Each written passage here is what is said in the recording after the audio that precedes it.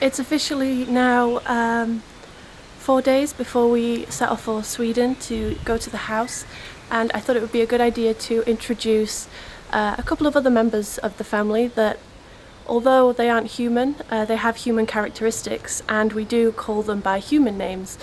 So to avoid confusion, I would like to introduce to you our Land Rovers that will be some will be joining us on this trip, and the ones that have joined us on past Sweden trips.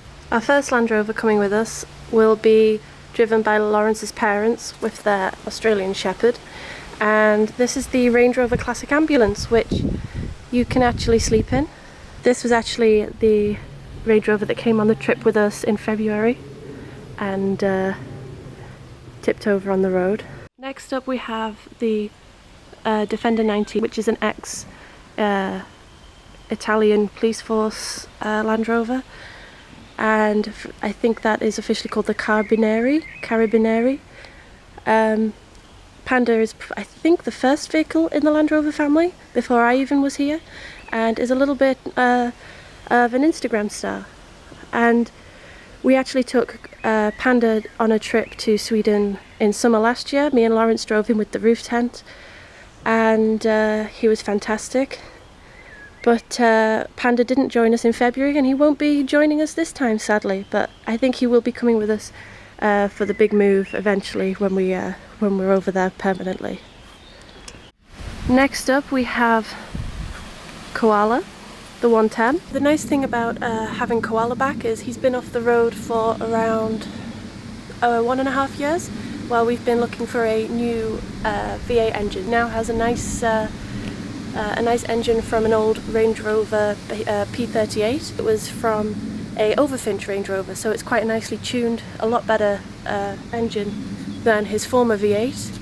And Koala is actually my partner Lawrence's vehicle for his work, so hence the logo. Koala will be our vehicle that we take over to Sweden this time round, which is a first for Koala. He hasn't been on any Sweden trips yet, and we're really excited. We have our roof rack with the roof tent already on it in case we want to go camping while we're in Sweden and explore a bit more. And in between, a toolbox with all sorts of recovery gear and tools, because with Land Rovers you've got to prepare for those eventualities.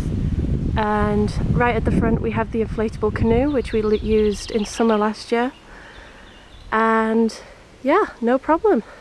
Side is our pre-facelift Freelander 1, who has been to Sweden in February and didn't fault us once, and is probably the most reliable vehicle that we use on a daily basis, and we absolutely adore him.